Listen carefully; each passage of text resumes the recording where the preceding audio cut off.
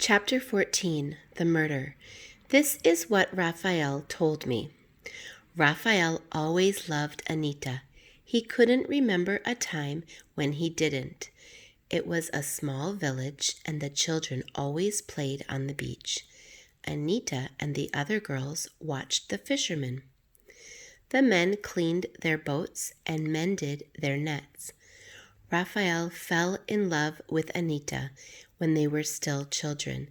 He loved her and she loved him, or she always said so. But her father wanted her to marry a rich man, a fat old man perhaps, old and ugly, but he must be rich and important.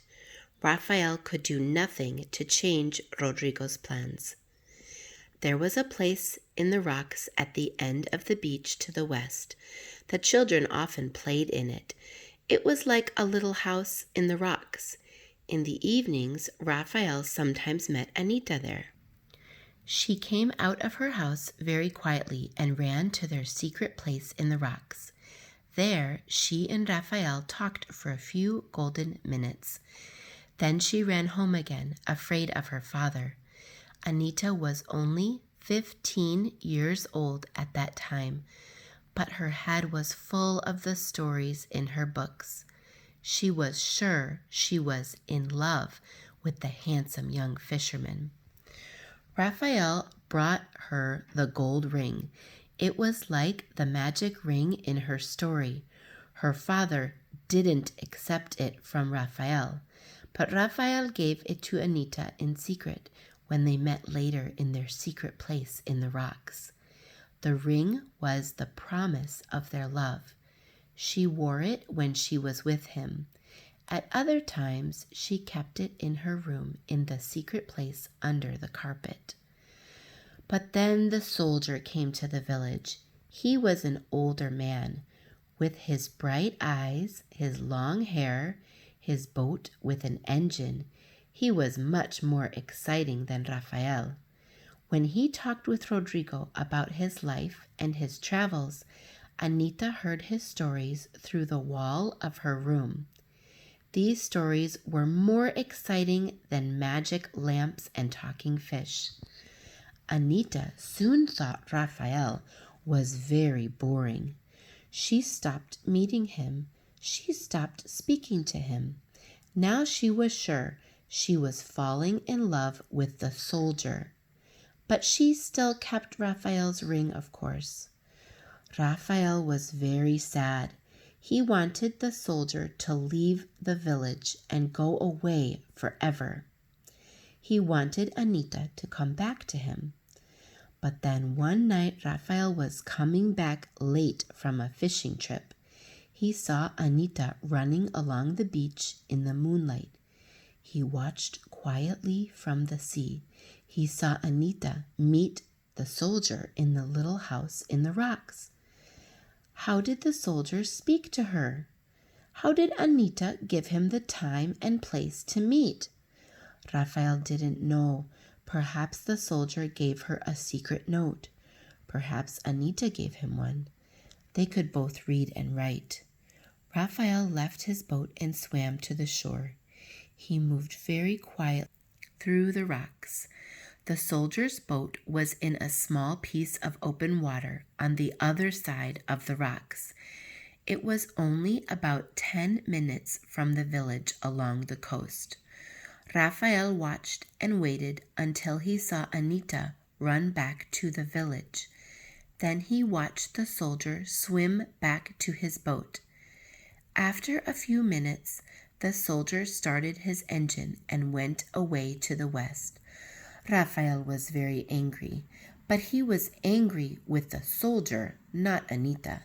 He hated this man who was a stranger in the village, a man who the people all accepted as a friend, but a man who was now stealing Anita, his own true love, from them. Next time the soldier came to the village, Raphael watched him. When the soldier went away in the evening, Raphael went quietly along the beach to the place in the rocks. Soon the soldier's boat came back into the place in the rocks, and he lowered his anchor. The soldier swam for a few minutes in the moonlight. Then he sat in the boat again and smoked a cigarette. He sat for a long time, looking sometimes at his watch. At last he swam to the beach and went to the secret place in the rocks. He waited there. Soon Anita came, hurrying over the rocks. She and the soldier kissed, long, loving kisses. They sat in the little house in the rocks. The soldier held her close. They talked and laughed and kissed again, and all the time Raphael watched and listened to them with black hate in his heart. After that, Raphael followed the soldier every time he came to the village. The soldier did the same every time. Sometimes Anita didn't come to the place in the rocks, but the soldier always waited for her there. Then Raphael knew how to kill the soldier. It was a good plan. The next time the soldier came to the village, Raphael's plan was ready. The soldier arrived in the village that Sunday and went to Rodrigo's shop with the tin of paraffin. Raphael waited until it was dark. He saw the bright light of the lamp in Rodrigo's home. He watched the soldier start to eat the meal with Rodrigo. He had everything that he needed in his boat. He sailed out quietly to the place in the rocks, the place where the soldier always waited. He took his boat close to the shore and tied it to a rock. Then he went on foot to old Santiago's farm. The old donkey was standing, sleeping in its field.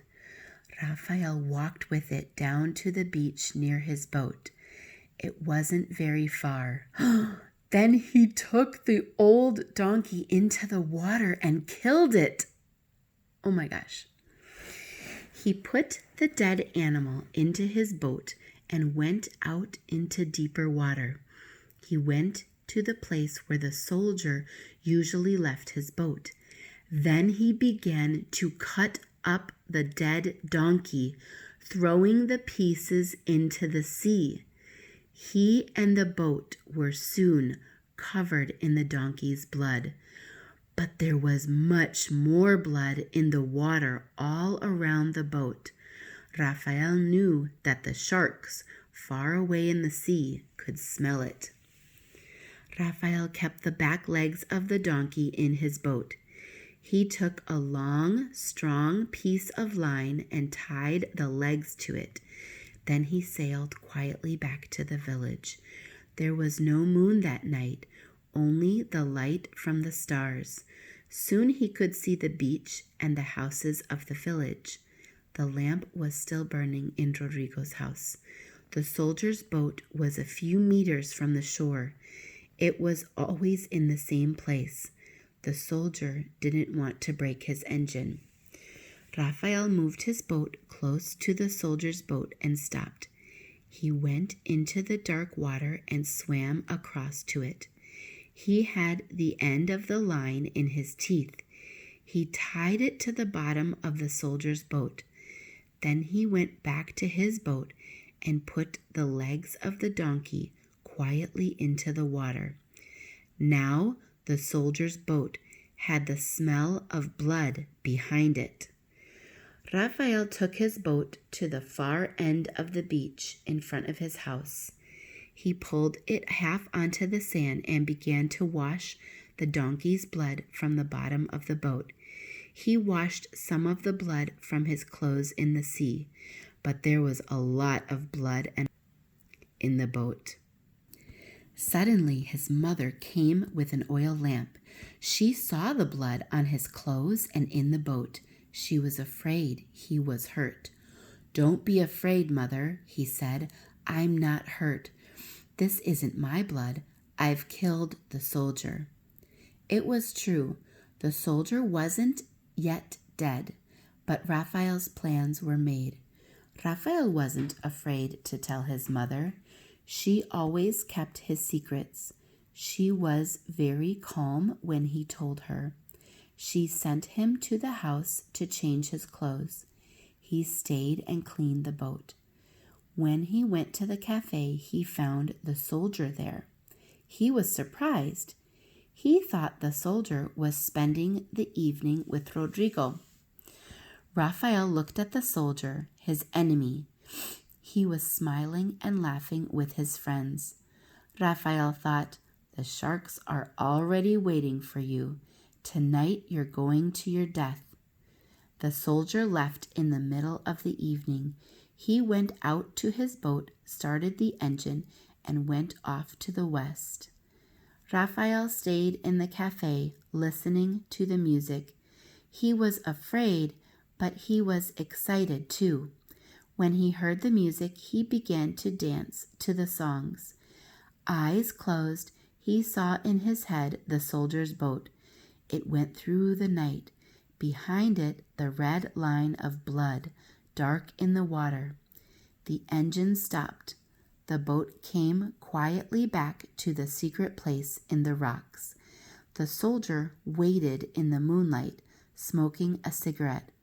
Perhaps then he jumped into the dark sea for a swim.